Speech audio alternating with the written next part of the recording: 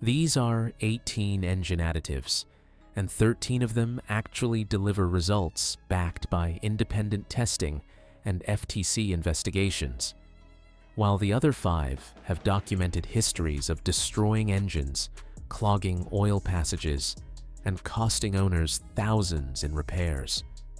False advertising settlements, fabricated test results, and products that the inventor of Teflon himself said should never touch an engine have plagued this industry for decades.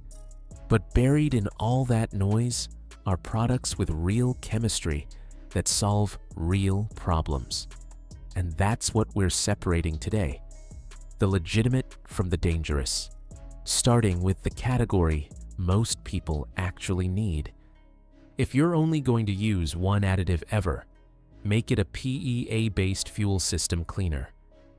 PEA stands for polyethyramine, and it's the only fuel system cleaning chemistry with actual scientific validation behind it. SAE Technical Paper 2019-01-0261 documented success rates between 87 and 90% when it came to restoring injector flow rates. The molecule works because it has a polar head that bonds to carbon deposits and an oil-soluble tail that breaks those deposits into particles small enough to burn during normal combustion. Chevron Techron Concentrate Plus contains 10 to 20% PEA and stays stable up to 600 degrees Fahrenheit, which matters because GDI engines expose injectors to combustion chamber temperatures that would destroy lesser chemistry. And this isn't just marketing hype either. In November 2012, Hyundai and Kia issued Technical Service Bulletin TSB 058, specifically recommending Techron Concentrate Plus every 7,500 miles when drivers aren't using top-tier gasoline, and GM, Mercedes-Benz, and BMW dealers have relied on it for over 27 years. Redline SI1 packs even more cleaning power with 30 to 40% PEA, the highest concentration available to consumers. One documented case showed fuel trims jumping from 21 to 25 miles per gallon after treatment on a vehicle with actual injector deposits. Now here's what most people don't know about Seafoam. It contains 0 PEA. The formula consists of just 3 ingredients: pale oil, naphtha, and isopropyl alcohol, and it dissolves varnish and gum rather than breaking down baked-on carbon. A 2024 test covering 278 miles showed Seafoam freed up engine deposits with visibly darker oil and quieter lifters, but no measurable change to power or fuel efficiency showed up on any gauge. What it's actually best for is pre-oil change flushes or carbureted engines, which is exactly what it was designed for back in the 1930s. 5 years. That's how long Project Farm ran his experiment on fuel stabilizers before he finally got real answers. He tested Sta-Bil, Startron, K100, Seafoam, and Marvel Mystery Oil against each other. And after 3 years, only one product kept the test metal clean from corrosion: Sta-Bil. 20 months into storage, only one fuel mixture would still ignite, and it was the one treated with Sta-Bil. When he tried starting generators with each treated fuel, every single one needed starting fluid except Sta-Bil. And here's the finding most people miss entirely. Fuel stabilizers don't actually stabilize the fuel composition itself. They primarily prevent corrosion and oxidation. Sta-Bil claims treated fuel stays good for 24 months, and that 5-year test validated it.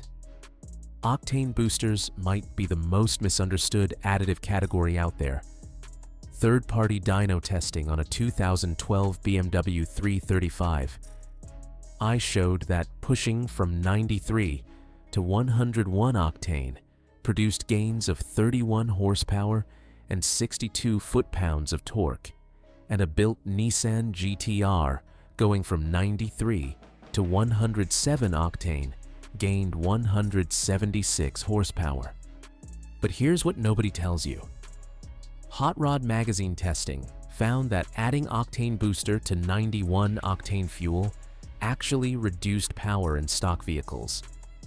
The explanation comes down to simple physics. Octane alone doesn't deliver horsepower. It only allows more complete utilization of the hard parts in your engine.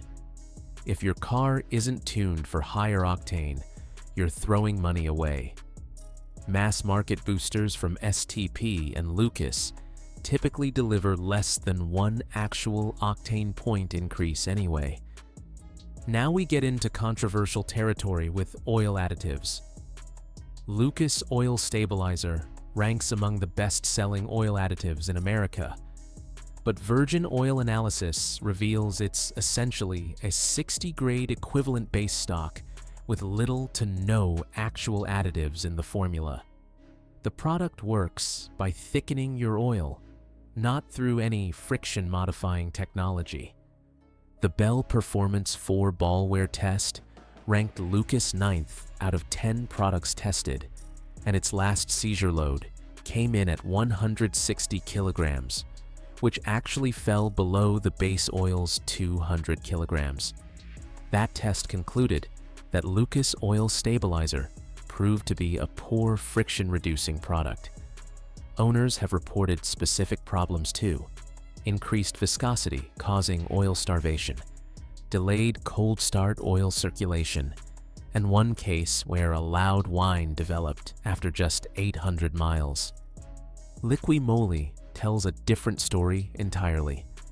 Their Ceratec product uses boron nitride microceramics that provide both physical and chemical protection, and testing supervised by a German automotive engineer showed reference oil reached damage force level 4, while oil plus Ceratec reached level 9, more than double the protection. The company claims it lasts 50,000 kilometers between treatments. Marvel Mystery Oil has been around since 1923, when Bert Pierce, the inventor of the Marvel carburetor, developed it. The formula contains petroleum distillates, Stoddard solvent, tricrysyl phosphate as an anti-wear additive, and dichlorobenzene as a carbon softener. Wikipedia directly states that supporting evidence for claimed benefits is not provided by the manufacturer. That said, multiple mechanics report genuine success freeing stuck hydraulic lifters and valves. But there's a cautionary tale worth knowing about.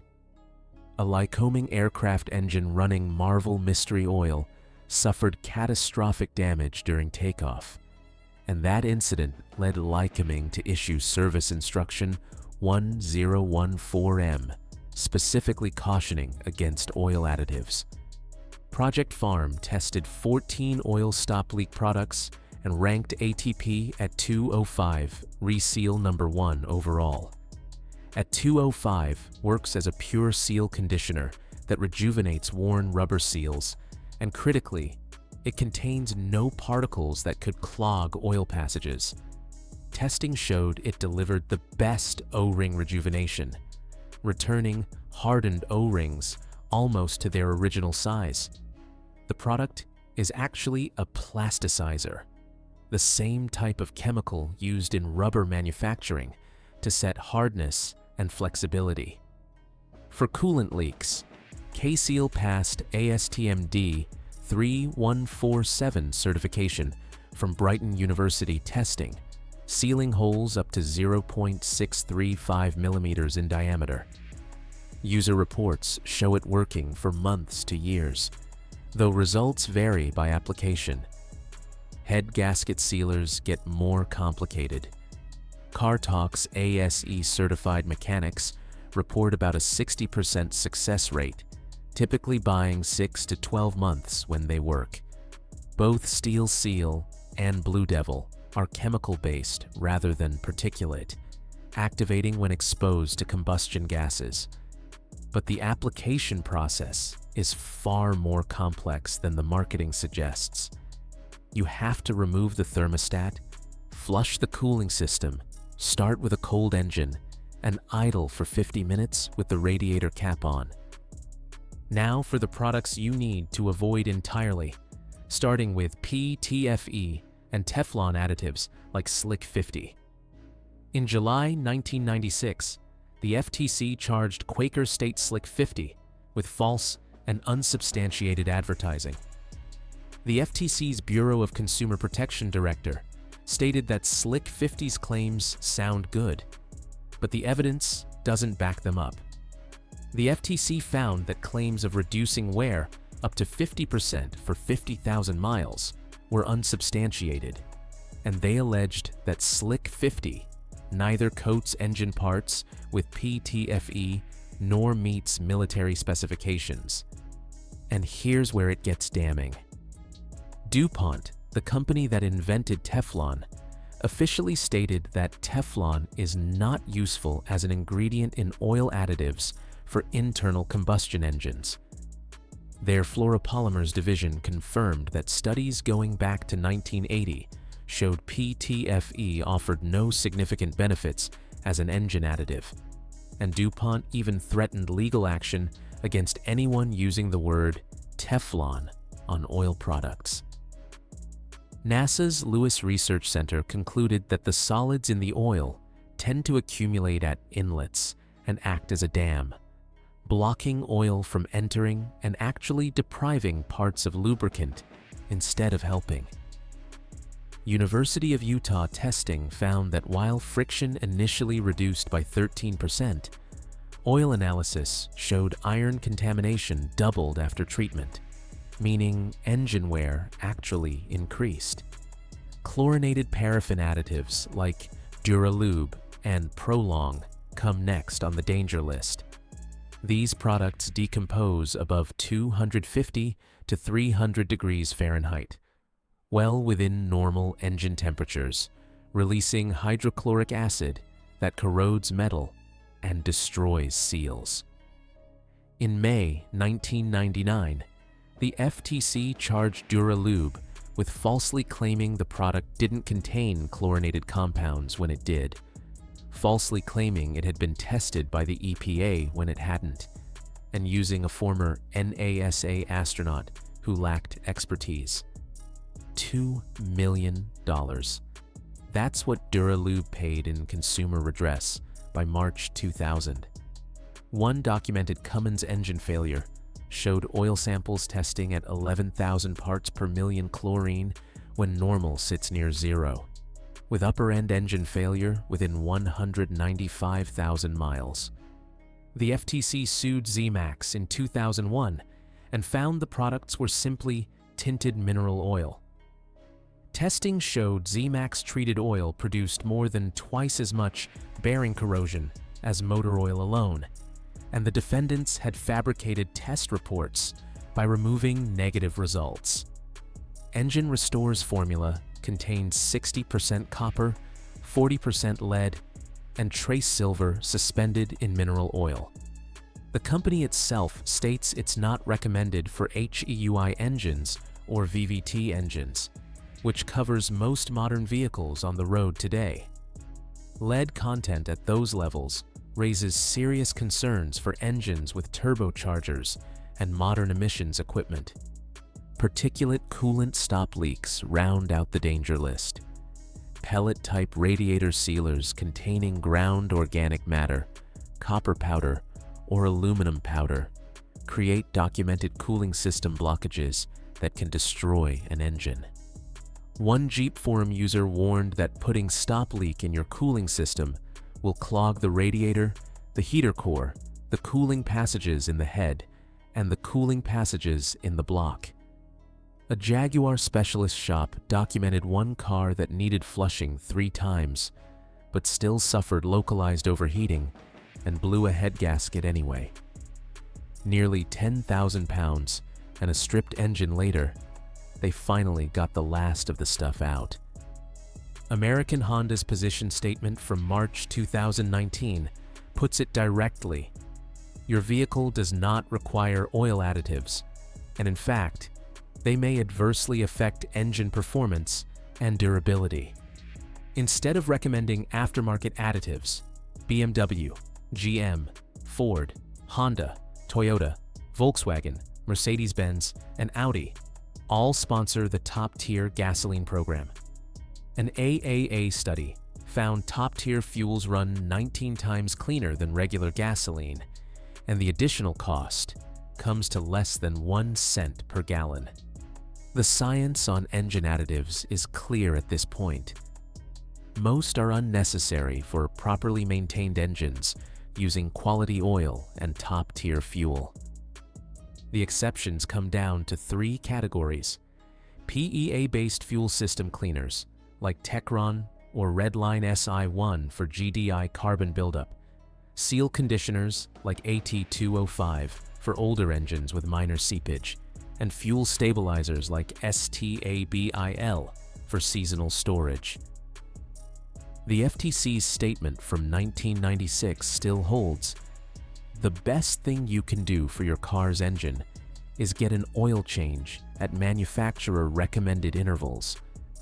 Modern oils contain sophisticated, balanced additive packages that aftermarket products can only dilute or disrupt. When automakers unanimously recommend against oil additives, that's not marketing, that's engineering reality.